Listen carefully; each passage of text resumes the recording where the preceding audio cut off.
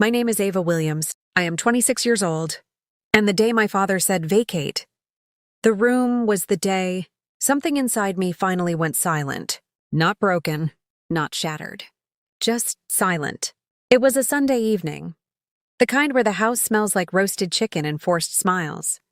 My older brother Ethan had just arrived with his new wife, Chloe. She walked in like she already owned the place. Designer heels, sweet but sharp smile. My father stood up straighter than I had seen in years. My mother rushed to hug her like she had been waiting for a better daughter. I stood near the hallway, invisible as usual. Then Dad cleared his throat. "Ava, pack your things. Chloe will take your room." Just like that. No discussion. No hesitation. 26 years of being his daughter reduced to a sentence. I blinked. "What?" I asked quietly. He didn't look at me. "Don't embarrass me. Your brother is married now. Be mature, mature." That word had followed me my entire life. Be mature when Ethan broke my laptop. Be mature when he took credit for my ideas. Be mature when Dad used the money. Grandma left me to invest in Ethan's failed business. I swallowed. Chloe gave me that soft, sympathetic look that wasn't sympathy at all. It was victory. Ethan smirked. "It's just a room, Ava. Just a room." The same room I renovated with my own savings. The same room whose mortgage payments quietly came from my bank account every month. Because what they didn't know, what Dad never bothered to ask, was that 3 years ago, when his construction company nearly collapsed, I was the one who saved it. I was the one who signed the emergency funding agreement. I was the one whose name ended up on the property deed when the bank restructured the debt. But I never told them. I didn't need applause. I just wanted peace. And now, they wanted my room. I nodded slowly. "Okay," I said. Ethan laughed. "See? She understands." No, I understood something else. I walked to my room, closed the door, looked around at the walls I painted myself, the window where I used to sit and dream about leaving. My phone buzzed. A message from Mr. Carter, the family lawyer. "We need to talk about the ownership transfer confirmation." I stared at the screen. Ownership transfer, confirmation. That night I didn't cry. That's what surprised me the most. I expected tears, anger, a scene. Instead, there was a strange calm sitting in my chest. I moved my suitcase into the guest room without protest. Chloe was already measuring my old room with her phone. "We'll repaint this," she said to Ethan. "It feels outdated. Outdated." I almost smiled. My father walked past me like I was a tenant overstaying her welcome. "You'll thank me one day," he said. Family sacrifices are important. Sacrifice. Interesting word for something that was never mutual. I went downstairs and opened my laptop.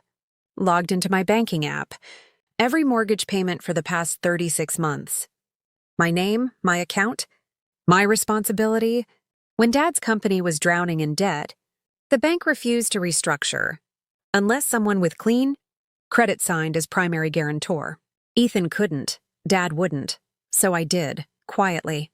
The condition was simple. Temporary transfer of property title to my name until full repayment. Dad signed without reading the fine print. He trusted control more than paperwork. I remembered the day Mr. Carter called me. "Ava, technically, the house is yours right now." I laughed back then. I didn't care about ownership. I cared about keeping us together. Funny how life works. The next morning, Chloe knocked on the guest room door. "Hey, I hope you're not upset." "It's just practical. Practical." I looked at her. "Of course." She relaxed instantly. Overconfidence, always dangerous. At dinner, Dad raised a toast. "To new beginnings." Ethan wrapped his arm around Chloe proudly. "And to finally having enough space." Enough space. I almost asked, space for what? Because space isn't physical. It's emotional. And I had never been given any. My phone buzzed. Again.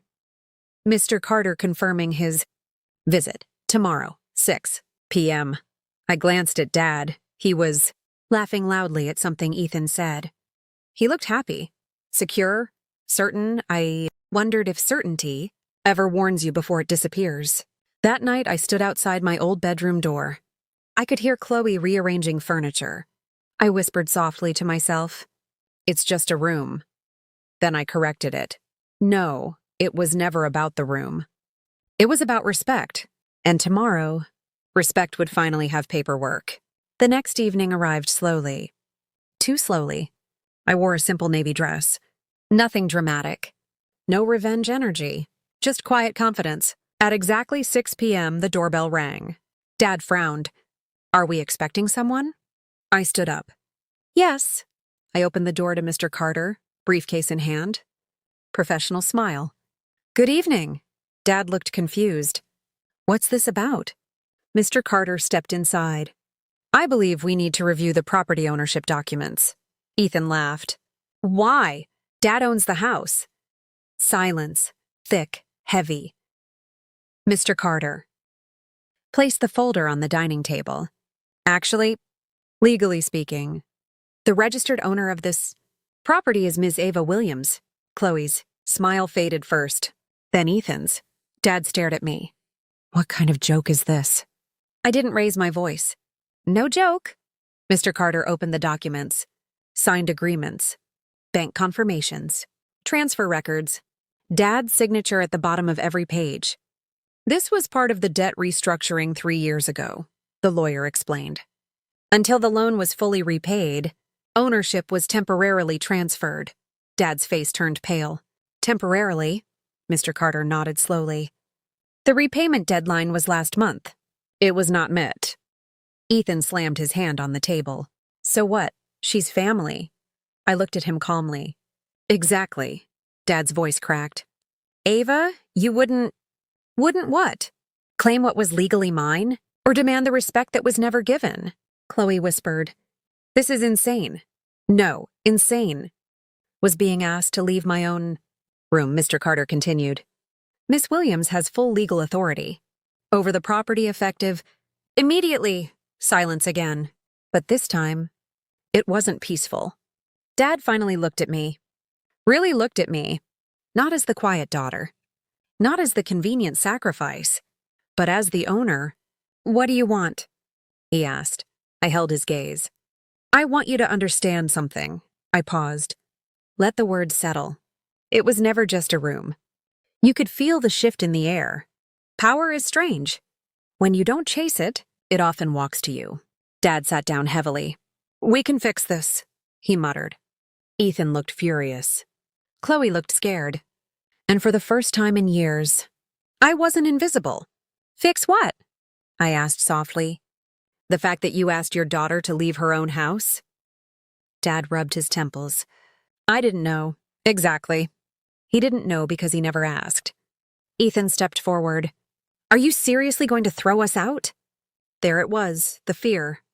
I walked to the window, looked outside at the driveway I paid to repave, the garden I funded, the roof repairs I covered. Do you remember, I said quietly, when Grandma left me that inheritance? Dad stiffened. That was for the family, I nodded. And I used it for the family. Silence. Mr. Carter cleared his throat. Legally, Miss Williams can issue a 30-day eviction. Notice if she chooses. The word eviction hit hard. Chloe gasped. Dad looked like he aged 10 years in seconds. I turned back to them. I never wanted this house, I said. I wanted a family. My voice didn't shake. But something inside me did. When you told me to vacate my room, you didn't just move furniture. You showed me my place. Dad whispered. Ava. I raised my hand gently. No, let me finish. I walked closer. You taught me to be mature, to sacrifice, to stay quiet. So I did.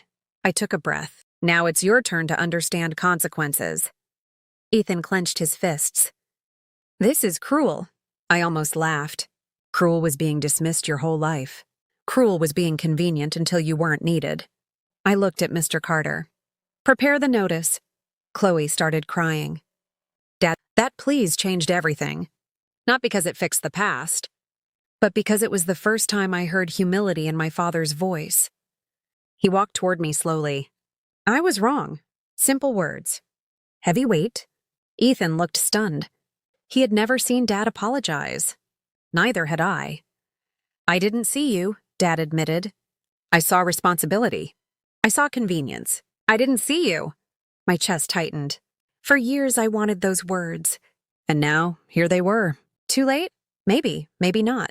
I looked at Chloe. Her confidence was gone.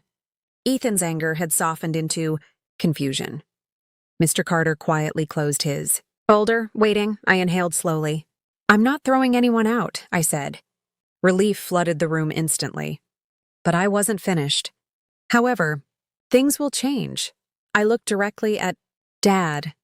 Respect is not optional anymore. I paused. Let it land.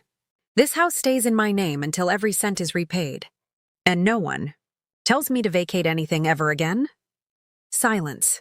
Then Dad nodded, slowly. Agreed.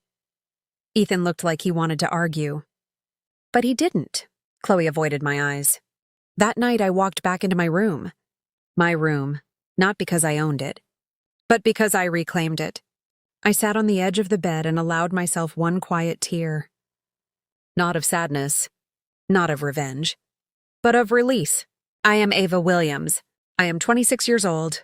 And sometimes, the last word doesn't need to be loud. It just needs to be yours.